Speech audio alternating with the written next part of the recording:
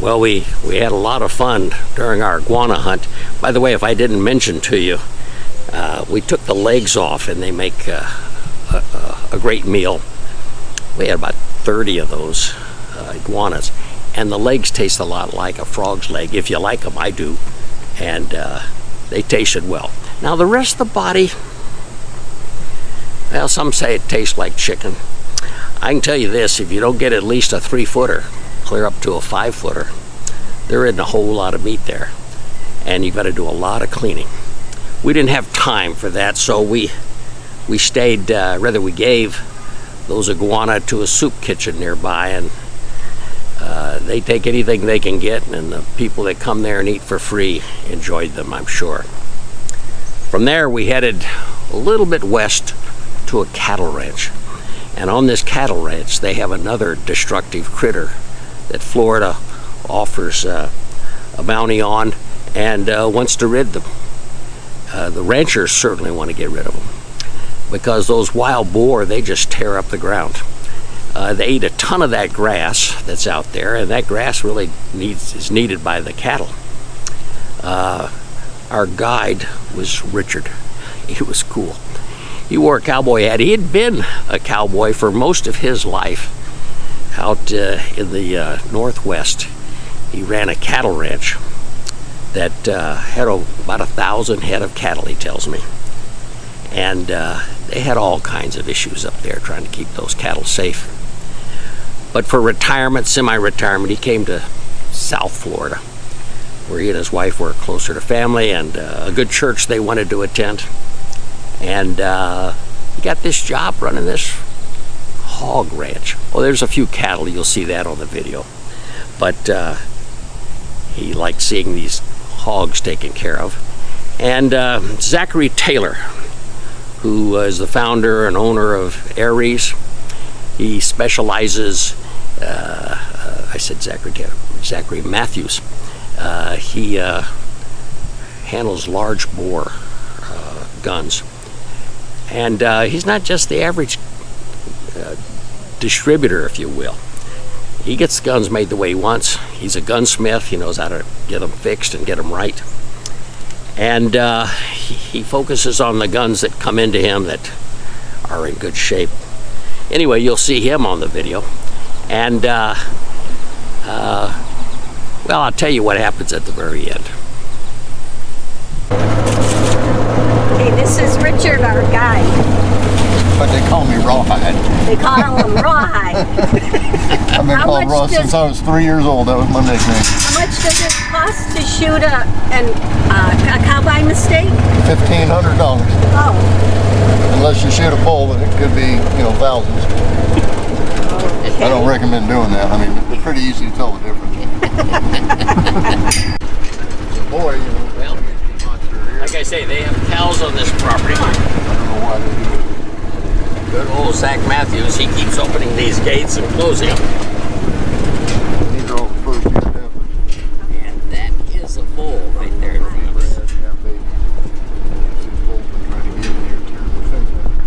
But we definitely have rain coming our direction. We'll see if it hits us or not. Florida has rain almost every day between 2 and 4. Well, Richard, you're our guide for today. Yes, sir. And we came out here in this, that's a Polaris, isn't it? Yeah. Yes, sir. Sure Polaris. Is. Yeah. 4-seater with a bucket on the back. Yep. And you've been doing this a while. Yes, sir, I have. And tell me, where are we going to see the hogs tonight?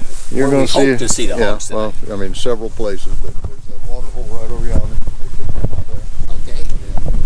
Can't see it from here, but there's several trails going through there, really big ones. There's one over there you can actually see, and there's a big hog waller right there where they roll in the mud. Okay. And then this feeder. The orange thing is feeder. Yes, sir. And then sometimes they come from way over yonder. For some reason, they like that hammock down there. I don't know why. Will they ever come in behind us? It's possible. I mean, there's hog rootings right behind you. So, well, look right here. There's hog rootings right next to you. Oh, yeah. Yeah, following a wild boar is a little bit like following a rototiller. Yeah. Yeah. And this is our blind. Yeah. Cool. And you're going to leave us out here. Yep. And if we're attacked by anything, we just shoot it. Yeah. Coyotes, bobcats aren't in season, but coyotes, armadillos, rabbits, raccoons are all in season, and of course pigs. And how big are the crocodiles on this place? We don't have any crocodiles. Or alligators. Alligators, yeah. We've taken, so far in the last couple of months, we just got our tags a couple months ago, we've taken 2 6'6", a 9'9", and a 9'1" so far. Richard, what about pythons? I haven't seen one. Haven't seen. Hope to never see one. Yeah. Well, they seem to have a lot. There was an article in today's paper said they're multiplying faster than the hunters. Oh yeah, yeah. They're taking them. Yeah. We have so many non-native species here. You know, invasive things like even the hydrilla in the water was brought in, put in fish tanks, and people threw it out. It's just taken over and choked down the lakes. And you know, we have, I don't know, 10, 15 different kinds of fish that aren't native to here, just choking out the bass and the crappie. It's terrible. And the wild boar. Why does Florida not want wild boar? Well, I don't know if you saw the destruction they do over there, but you know, a place like this with cattle on it, I mean, they just tear up the ground, and that's grass. And when we have a drought, you need every speck of grass you can get. And they're just not wanted. In Michigan, 2 police officers were out hunting, and they disappeared. And 10 years goes by, and they finally capture the guys. 2 guys. They got in a fight in a bar with these 2 police officers. They killed the police officers, and they threw them in with their hogs, which ate them up, and therefore there was no evidence left. Yeah, they'll eat everything. And so they're not to play with. No, and you know, please y'all, if you shoot one, please kill it, because there's nothing worse than going through that trying to find a wounded pig. Yeah. Oh yeah. I mean, they just want to tear you up, you know, and they will. They'll unzip you right now. So. Yep. Okay. All right, y'all. Alrighty. And You got my phone? I got your phone number, and you'll be back, you think, around 6. Or about dark. Yeah. Yeah, what time's it get dark? I don't know. And we'll shoot 2 pigs, no cows. No cow. And But if you shoot a cow, you get to keep it. But it's just an expensive. got 2 expert shots here. My wife, Dr. Paula, and Zach Matthews. And I'll tell you, these 2 people can shoot a card sideways. I like it. They're good. I like they are it. good. Zach, what are we using as guns? We're going to use the Texan Air Force What caliber? 50 and 4.57. God, Sound powerful to me. I can't even throw a rock that big. That's awesome. Okay, sir. We'll see you tonight. All right, call me if you need me. Okay.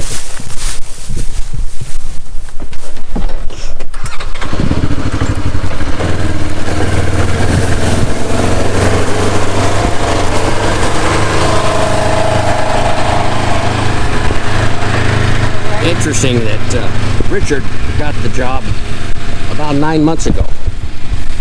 The place is owned by an athletic star. I didn't recognize the name, but I'll get to it before this video's over. But anyways, they found out that 13 guides that they had hired were actually getting all the money and keeping it. They were using it as their own place, even though they were supposed to be splitting it with this football player or athletic star. And so they fired them all, and they hired Richard to replace him. And he's a cowboy, and he does it. Don't shoot, Paul. Just let me know when you gotta get ready so I can pick one out. I've got one on the right. Oh, you're on the right. I mean the left. Okay. Which one are you going to on the left? Okay, she's shooting on the left. Zach, I'll go over on the far right. Ours a couple of minutes. Okay. I'm gonna get the big one that's moving. Oh, yeah, okay. I think all the big ones are on the far right now. Are you both ready? No, I need to know which one she's shooting at. Way over here. Okay. I'm ready when you can. Hold on. 3, 2, 1. Fire. Shit.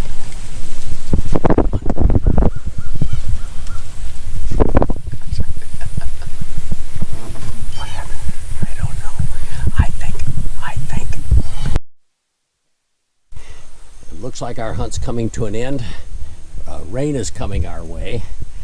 Richard has brought the side-by-side back here, and at this moment Richard is straight out there. If you can see him to the right of the orange box, he's probably 150 yards away, and he's on a blood trail. Zach, tell us about your hunt. Well, the hunt was pretty good, actually. I shot at a pig. I'm pretty sure I hit him. He ran in the picket right over here.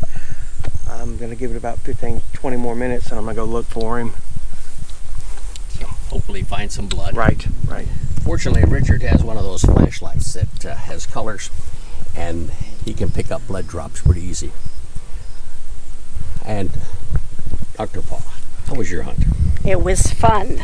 It was fun. I just enjoyed sitting out here in the peace and quiet and listening to those pigs rattle around in the brush and everything for, I don't know how long it was. Half hour, 45 minutes? At least. So here they're about 35 yards here.